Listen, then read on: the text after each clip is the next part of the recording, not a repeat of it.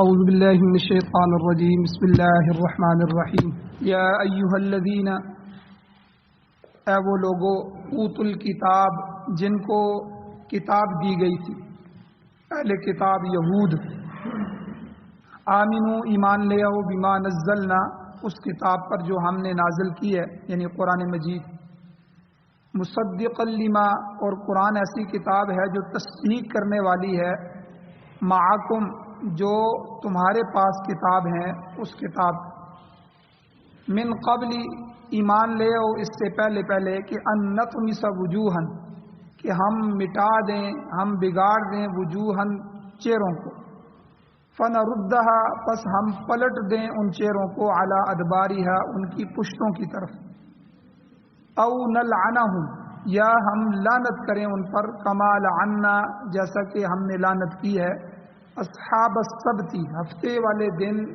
زیادتی کرنے والوں پر، وکان امر اللہ مفعولا، اور اللہ کا حکم تو پورا ہو کر ہی رہتا ہے، ان اللہ لا یغفر، بے شک اللہ تعالی مغفرت نہیں فرماتے، ان یشرک بہ، اس بات کی کہ اس کے ساتھ شریک ٹھہرایا جائے، وَيَغْفِرُ مَا دُونَ ذَلِكَ، اور اس شرک کے علاوہ اللہ بخشش فرما دیں گے، لمن یشاء، جس کی اللہ چاہیں گے، وَمَن یشرک باللہ، اور جو اللہ کے ساتھ شریک ٹھہراتا ہے، فقد افترى اثما عظیما، پس تحقیق وہ بہت بڑے گناہ کو اللہ پر باندھتا ہے، الم تر، کیا آپ نے نہیں دیکھا، الی الذین، ان لوگوں کی طرف کہ یزکون انفسہم، جو اپنے آپ کو پاک بتلاتے ہیں کہ ہم بڑے پاکیزہ لوگ ہیں، بل اللہ یزکی من یشاء، بلکہ اللہ تعالی پاکیزہ کرتا ہے جسے اللہ چاہتا ہے، ولا یظلمون فتیلا، اور وہ لوگ ایک دھاگے کے برابر بھی ظلم نہیں کیے جائیں گے، اللہ انصاف کرنے والا ہے، اللہ ان کے ساتھ انصاف ہی کرے گا۔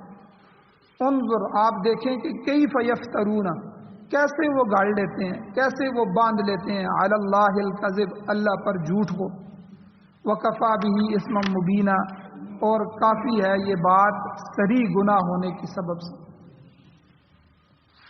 سورۃ النساء کی آیت نمبر 47، 48، 49 اور 50، یہ 4 آیتیں تلاوت ہوئی ہیں، آپ نے ترجمہ سنا۔ ان آیتوں کے 4 درس اس سے پہلے گزر چکے ہیں، آج 5واں درس ہے۔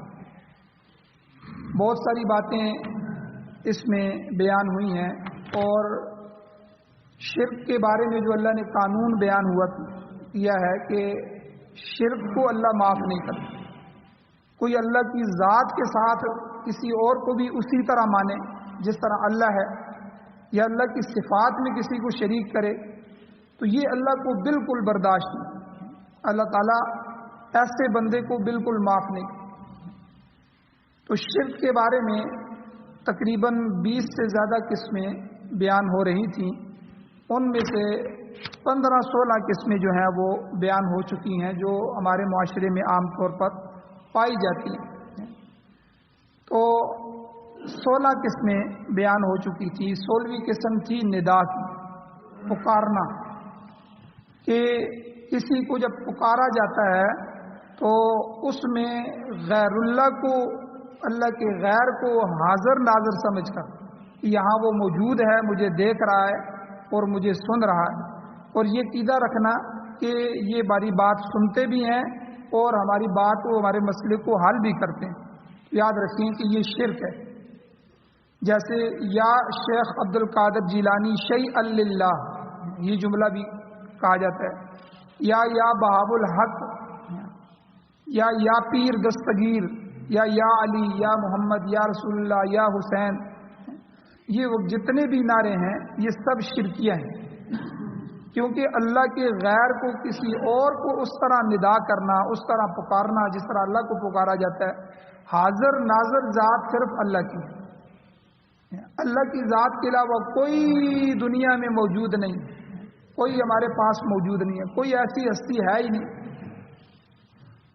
اس لیے کسی اور ہستی کو حاضر ناظر سمجھ کے یہ عقیدہ رکھتے ہوئے کہ وہ میری بات سن رہی ہے اور میری پکار پر آ گئی ہے اور میری مدد فرمائے، تو یہ جو ہے شرک ہے۔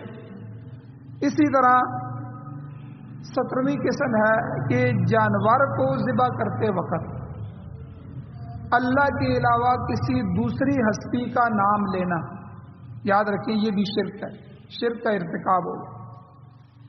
صرف جانور کو ذبح کرتے ہوئے بسم اللہ اللہ اکبر، اللہ کے نام سے ذکر کرتا ہوں، اللہ ہی سب سے بڑے ہیں، بسم اللہ اللہ کے نام سے، تو گویا کہ اللہ کے لیے ہی میں ذبح کر رہا ہوں، اللہ کی رضا ہی مجھے چاہیے، اللہ کا ہی حکم تھا، اس کا حکم پورا کر رہا ہوں، یہی نیت۔ اگر کوئی آدمی آگے ایصال ثواب آپ کسی کے لیے کر سکتے ہیں، اللہ تعالیٰ راضی ہو گیا، اللہ نے قبول کر لیا، خوش ہو گیا اللہ، اب اللہ نے جو صدقہ قبول کر لیا، اب اس پر جو ثواب آئے گا آپ اس کو ایصال کر دیں، یا اللہ اب اس کا ثواب میرے دادا کو پہنچا دیجیے، فلاں آدمی کو پہنچا دیجیے، فلاں بزرگ کو پہنچا دیجیے، پیغمبر علیہ السلام کو پہنچا دیجیے۔ تو اس لیے جو ہے ایصال ثواب تو کسی کو بھی کیا جا سکتا ہے، لیکن جانور جو ہے وہ کسی اور کے نام پہ ذبح نہیں کیا جا سکتا۔ اس لیے جانور ذبح کرتے وقت اگر اللہ کے علاوہ کسی دوسری ہستی کا نام لے لیا تو شرک کے اندر، مثلا بسم اللہ و اسم محمد، حالانکہ بسم اللہ کہنا ضروری ہے، کسی اور نام کا لینا جو ہے وہ جائز نہیں۔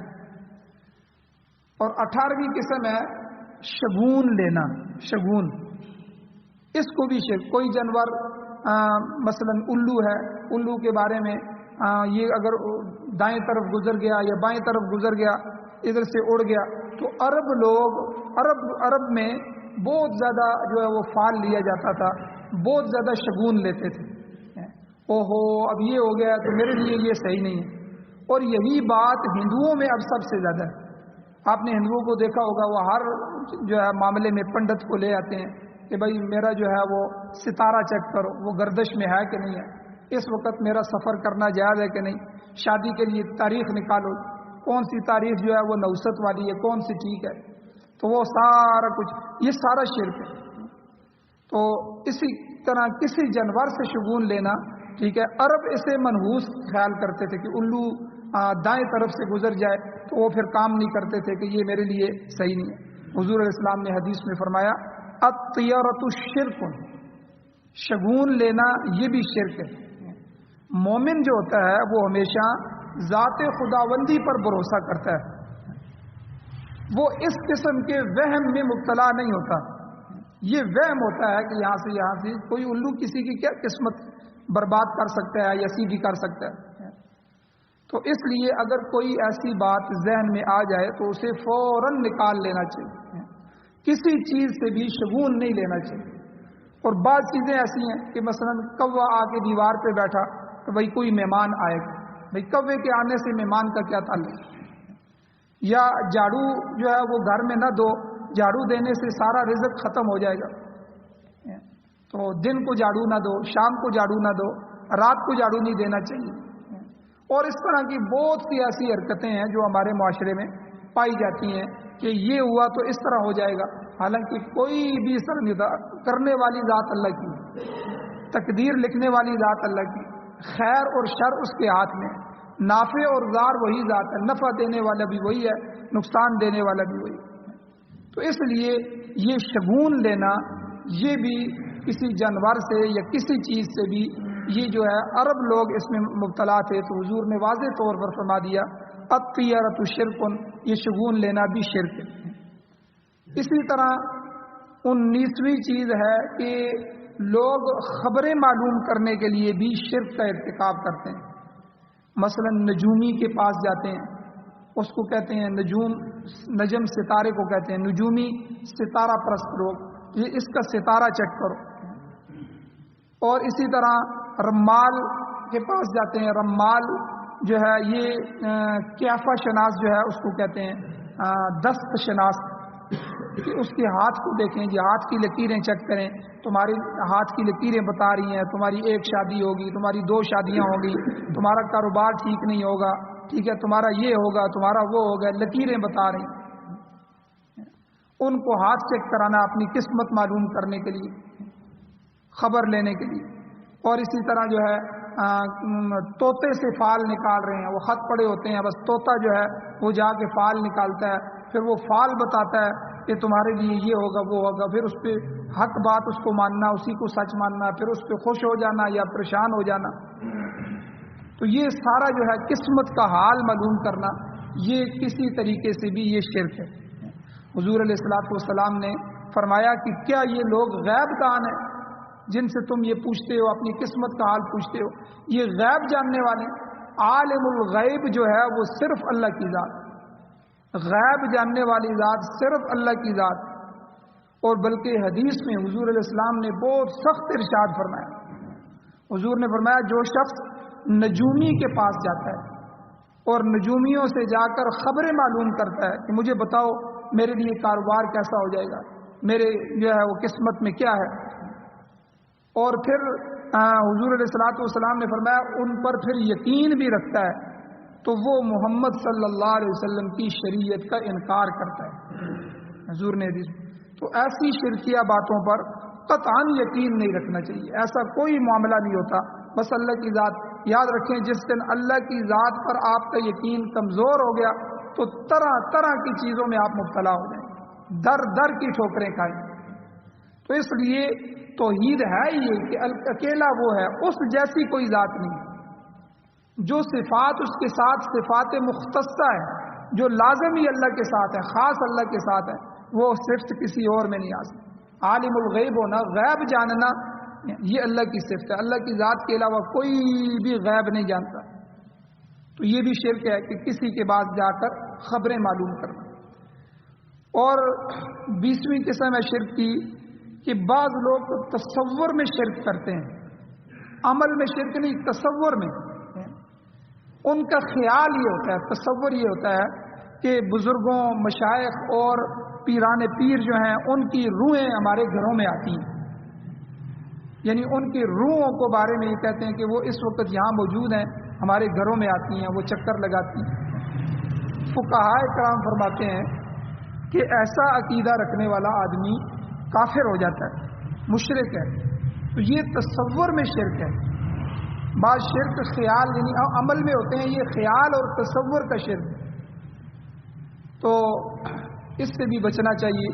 کسی قسم کا کوئی عمل نہیں ہوتا۔ یاد رکھیں، جب آدمی فوت ہو جاتا ہے تو فوت ہونے کے بعد اس کا جسم قبر میں چلا جاتا ہے اور اس کی جو روح ہے وہ روح سجین یا علیین میں چلی جاتی ہے۔ اللہ تعالیٰ نے جو ہے وہ زمین کے نیچے ایک مقام بنایا ہے، تو اس کو جو ہے وہ سجین کہتے ہیں، وہاں برے لوگوں کی روحیں، اور علیین اعلیٰ علیین میں چلی جاتی نیک لوگوں کی روح۔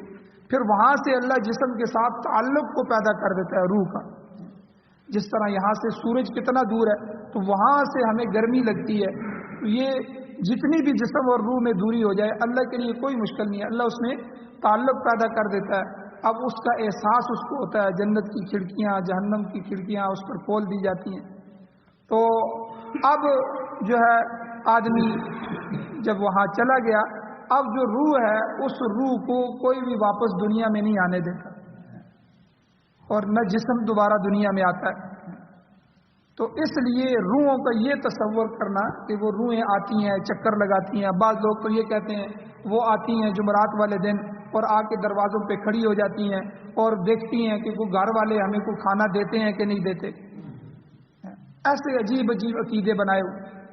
پھر اس لیے جو آدمی جو ہے وہ جمعرات والے دن ایصال ثواب کرتا ہے تو وہ جو ہے وہ اس کو لے کے چلی جاتی ہیں کھانے کو، تو طرح طرح کے کھانے پکائے جائیں، یعنی سارے یہ پیٹ کے چکر ہیں۔ تو بہرحال یہ تصور کرنا کہ مشائخ کی، بزرگوں کی یا فلاں کی روح ہمارے گھر میں آتی ہے، چکر لگاتی ہے، اور پھر جو ہے اس کے ساتھ کوئی خاص عمل کرنا یا اس کو خوش کرنے کی کوشش کرنا، یہ بھی شرک ہے، یہ تصور میں شرک ہے۔ اسی طرح 21ویں قسم ہے شرک کی کہ تعویذ گنڈے، یہ جو تعویذات ہیں، تعویذات مطلقاً منع نہیں ہیں، تعویذ جائز ہے۔ یہ اسی طرح ہے جس طرح بندہ دوائی لیتا ہے، لیکن اس میں بعض شرائط ہیں۔ ایک تو یہ کہ جو تعویذ لکھا ہوا ہے اس کا جو بیچ میں لکھا جا رہا ہے وہ واضح ہو، اس کا معنی مطلب بھی ہو، اور دوسری بات یہ ہے کہ اس کے اندر شرکیہ الفاظ نہ ہوں، کسی اور سے اللہ کی ذات کے علاوہ جبرائیل سے یا فرعون لکھ دیتے ہیں یا پتہ نہیں کیا کیسے کیسے تعویذ ہوتے ہیں، ان سے مدد نہ لی گئی ہو، کسی غیر سے مدد لینا یہ شرک آتا ہے۔ اور تیسری بات یہ ہے کہ اس پر جو ہے تاثیر کا عقیدہ نہ رکھا جائے کہ اسی سے ہی تعویذات سے ہی ہوتا ہے، جس طرح پیچھے میں نے بیان کیا تھا کہ دوائی کے اندر اللہ نے تاثیر رکھی ہے، جہاں چاہتے ہیں اللہ تاثیر رکھ دیتے ہیں، کسی دوائی سے کسی کو شفا نہیں بھی دیتے، تو دوائی کے اندر شفا نہیں ہے۔ تو حالانکہ ہمیں حکم ہے کہ ہم علاج کروائیں، شفا کے لیے جو ہے وہ اسپتال میں بھی جائیں، اپنا علاج کروائیں، لیکن یہ سمجھنا کہ اسی دوائی سے ہی مجھے آرام آ جائے گا، یہ تو اللہ تعالیٰ جسے چاہے شفا دے دیتے ہیں، جسے چاہے شفا نہ دے۔ تو اسی طرح تعویذات میں چونکہ پھر یہ بھی ضروری ہے کہ وہ کلمات لکھے جائیں جو قرآنی کلمات ہیں، جو احادیث مبارکہ میں آئے ہوئے ہیں۔ تو ایسی چیزیں کہ جس سے جیسے سورہ فاتحہ ہے، سورہ فاتحہ پڑھنے سے کسی پر دم کریں یا کسی میں پھونکیں، اللہ تعالیٰ اس کی برکت سے شفا دیتے ہیں۔ تو اسی طرح لکھنے میں بھی شفا ہے، کلمات میں بھی شفا ہوتی ہے، اور بھی جو نیک جملے ہیں اس میں شفا ہوتی ہے، یا پیغمبروں کی وہ دعائیں جو انہوں نے انتہائی مشکل میں یا کسی کام کے مقاصد کے لیے اللہ تعالیٰ سے مانگی ہیں، تو وہ دعائیں مانگی جائیں، تو ان موقعوں پہ یا ان کو لکھا جائے تو اس کے اثرات ہوتے ہیں۔ تو لیکن جو ہے کسی غیر سے جب مدد طلب کی جائے گی، فرعون سے، جبرائیل سے یا کسی جن سے، تو وہ شرکیہ جو ہے تعویذات ہو جائیں گے۔ حضور علیہ الصلوۃ والسلام نے صراحتاً فرمایا کہ گلے میں لٹکانے والے تعویذوں میں بھی شرک ہوتا ہے، تو اس لیے حتی الامکان اس سے بچنا چاہیے۔ تو میں کوشش یہی کرتا ہوں کبھی تعویذ نہ لکھوں، بلکہ دم کر دیتا ہوں کہ دم میں اثرات ہوتے ہیں، اللہ کا کلام ہوتا ہے، تو اس کی برکت سے اللہ تعالیٰ شفا بھی دے دیتے ہیں جس کو چاہتے ہیں۔ تو لیکن پھر لوگوں کے عقائد خراب ہو جاتے ہیں کہ یہ تعویذ سے ہمیں شفا ہو رہی ہے، تعویذ سے ہمیں جو ہے وہ بیماری درست ہو رہی ہے۔ تو اور اسی طرح بعض اوقات دم کرتے ہوئے بھی کئی لوگ اس میں جھاڑ پھونک میں شرکیہ الفاظ استعمال کرتے ہیں، غیر اللہ سے استعانت اور مدد طلب کرتے ہیں، تو یہ بھی شرک میں داخل ہو جائے۔ اور اسی طرح اگلی قسم ہے شرک کی توسل میں شرک، غیر اللہ کا وسیلہ پکڑا جاتا ہے کہ وہ ہر حالت میں ہماری حاجت خدا تعالیٰ سے پوری کرا دیں گے۔ مطلقاً وسیلہ منع نہیں ہے، آپ یہ اللہ تعالیٰ سے دعا کریں کہ اے اللہ یہ آپ کے پیغمبر ہیں حضور علیہ السلام، یا اللہ اپنے نبی کے واسطے سے مجھے معاف کر دے، یعنی مانگنا اللہ سے ہی ہے، مانگ اللہ سے ہی رہے ہیں، کسی غیر سے، نبی ولی سے نہیں مانگ رہے، لیکن اس کا وسیلہ اللہ کے سامنے پیش کرنا، جس طرح نیک عمل کا وسیلہ جائز ہے، تو اسی طرح کسی شخصیت کا وسیلہ بھی جائز ہے اللہ کی ذات کے سامنے، کہ فلاں کے وسیلے سے یا اللہ فلاں نیک ہستی تھی، یا اللہ ان کی اعمال آپ کے ہاں قبول تھے، وہ لوگ مقبولیت والے تھے، یا اللہ آپ ان کے واسطے سے مجھے معاف کر دیں۔ لیکن یہ وسیلہ رکھنا کہ میں اس لیے مانگ رہا ہوں کہ وہ میری ہر حاجت کو اللہ تعالیٰ سے ہی پورا کروا دیں گے، اللہ راضی ہو یا ناراض ہو یہ بزرگ ہمارا کام ضرور کرا دیں گے۔ تو مشرکین عرب جو تھے وہ بھی لات، منات اور عزا اور یہ جو ان کے بت تھے ان کے متعلق یہی اعتقاد رکھتے تھے۔ اب یہودی جو ہے حضرت ابراہیم علیہ السلام کے متعلق یہی تصور رکھتے ہیں کہ ابراہیم علیہ السلام جو ہے، ہم یہودی دنیا میں جو مرضی کرتے رہیں، وہاں ابراہیم علیہ السلام جو ہے وہ جہنم کے کنارے پہ کھڑے ہوں گے اور وہ کسی بھی ختنہ کیے ہوئے یہودی کو جہنم میں نہیں گرنے دیں، یہ عقیدہ بنا لی۔ اور شیعہ جو ہے وہ امام حسین رضی اللہ تعالیٰ عنہ ان کا وسیلہ اس طرح پکڑتے ہیں کہ بس آپ جو مرضی کرتے رہو، لیکن ہم حضرت حسین اور اہل بیت کے دو چار نام لے لو، بس انہی کی جو ہے وہ ہر جگہ کرتے رہو تو وہ خود تمہیں بخشوائیں گے، یہ ان پر لازم اور ضروری ہے۔ اسی طرح بہت سے قبر پرست لوگ جو ہیں وہ بھی بزرگوں کے متعلق یہی عقیدہ رکھتے ہیں کہ ان کی نظر نیاز دے دی جائے تو وہ خود راضی ہو جاتے ہیں، جب وہ راضی ہو گئے تو پھر وہ اللہ کو راضی کر لیں۔ تو اسی طرح 23ویں قسم جو شرک کی ہے وہ ریاکاری ہے، ریاکاری، دکھلاوا۔ इसे हदीस में शिरक असगर कहा गया है, छोटा शिरक। अगर कोई अमल किसी और के दिखलावे के लिए किया जाए तो शिरक का इर्तिकाब हो।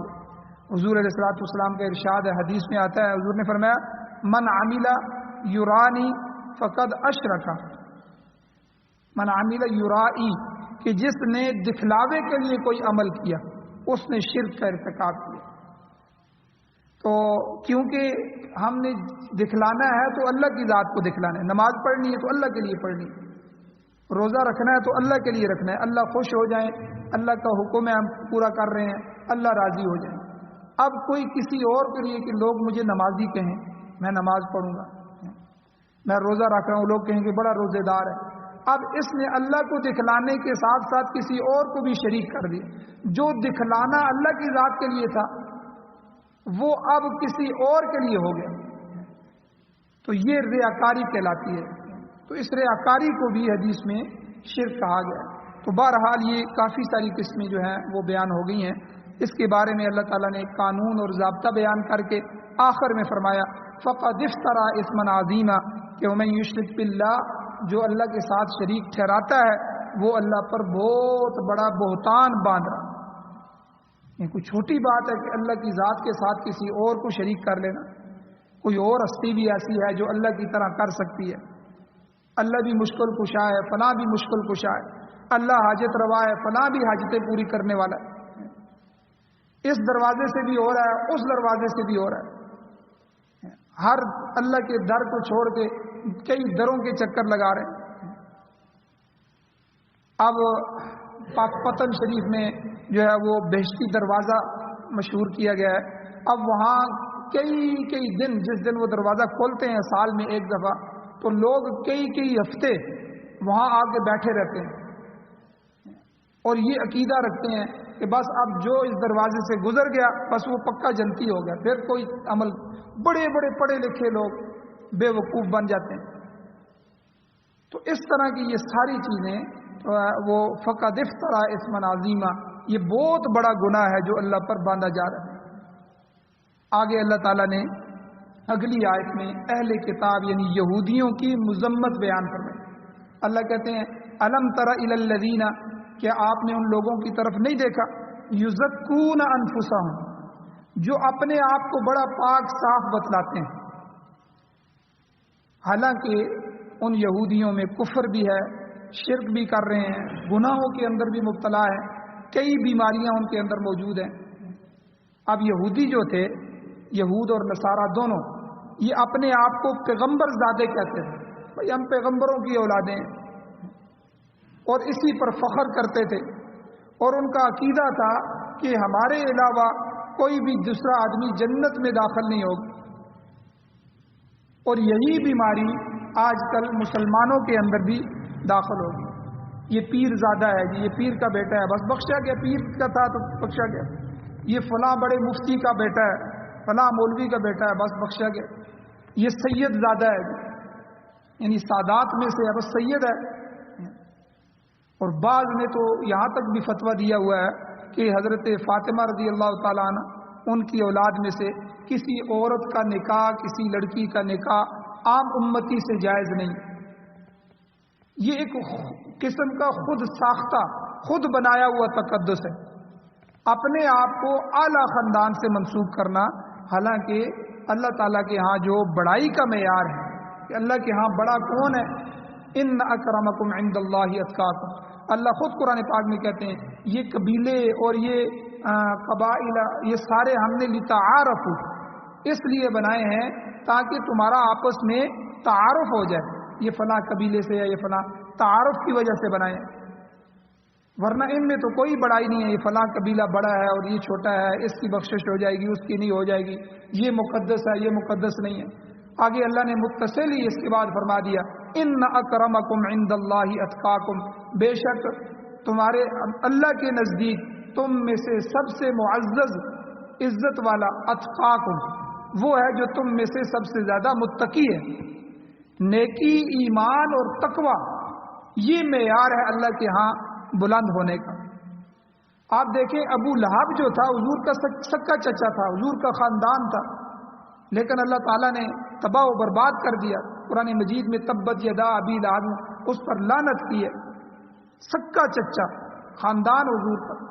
लेकिन हजरत बिलाल, उनका तो खानदान भी नहीं था, हजरत बिलाल जो है तो उनका खानदान ही नहीं था ये।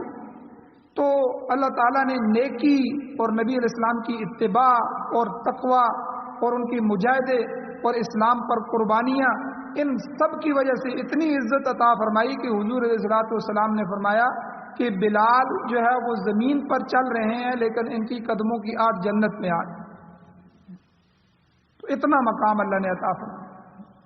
तो इसलिए यहूद नसारा जो है वो अपनी आप तारीफ करते थे, बल्कि उनके अकीदे बने हुए थे। कुरान ने जगह वक़ालू लन तमस्सना अन्नारु इल्ला अय्यामम मादूदा, हमें तो जहन्नम की आग हरगिज छुएगी नहीं, सिर्फ चंद दिन हमने जहन्नम में जाना है, जितने दिन हमने बछड़े की पूजा की थी 40 दिन, अगर गए भी तो बस इतना, वरना जहन्नम हमारे लिए नहीं बनाई। इसी तरह जो है वो अपने आप को पैगंबरों की औलादें कहते थे। तो ये बहुत सारी हमारे यहाँ कई दफ़ा वो जिस सैयद बैठा हो तो सैयद की चारपाई पे दूसरा कोई आदमी ना बैठे, तो उसके लिए जायज़ नहीं। तो ऐसे ऐसे अकीदे और ऐसे ऐसे मफरूज़े बनाए हुए। हालांकि हुजूर अलैहिस्सलाम जहाँ बैठते थे सहाबा आके हुजूर के गिर्द बैठ जाते, बल्कि हुजूर अलैहिस्सलाम ने बिल्कुल अपने मुसल्ला कई लोगों के लिए पेश किया, चादर बिछा दी जो बाहर से लोग आए। तो भाई हुजूर से बड़ा सैयद तो कोई भी नहीं, सादात तो वहीं से चले। तो ये सारी चीज़ें अपने आप को पाकीज़ा करना अल्लाह ताला ने इसको ममानियत फरमाई। हुजूर को फरमाया अलम तरा इलल लदीना, क्या आप उन लोगों की तरफ नहीं देखते युज़क्कूना अनफुसहुम, जो अपने आप को का तज़किया बताते हैं कि हम पाकीज़ा हैं, हम पाक हैं। बल्कि हुजूर अलैहिस्सलाम ने हदीस में मना फरमाया, कोई आदमी किसी आदमी के मुंह पे आगे ऐसी तारीफ करे तो उसके मुंह पे मिट्टी डालो, क्योंकि जब आदमी तारीफ करता है तो तारीफ की वजह से हमारा नफ्स बिगड़ जाता है, नफ्स शरीर हो जाता है। तो इसलिए अल्लाह ताला ने आगे फरमाया बलिल्लाहु युज़क्की मन यशा, बल्कि अल्लाह ताला पाक करता है जिसे चाहता है। और दूसरी जगह फरमाया वला तुज़क्कू अनफुसकुम व हुवा अअलमु बिमन इत्तक़ा, अपनी पाकीज़गी खुद न करने लग जाया करो, बल्कि ये तो अल्लाह ही जानता है कि तुम में से कौन ज़्यादा मुत्तकी, कौन ज़्यादा पाक। हर शख्स की बगैर सोचे समझे तारीफ करना ये भी दुरुस्त नहीं है। तारीफ अल्लाह की जाती है या अम्बिया की जो मासूम जमात है, जिनके मुताल्लिक़ अल्लाह ने खुद इजाज़त दी है कि वो मेरे जो है चुनीदा लोग हैं।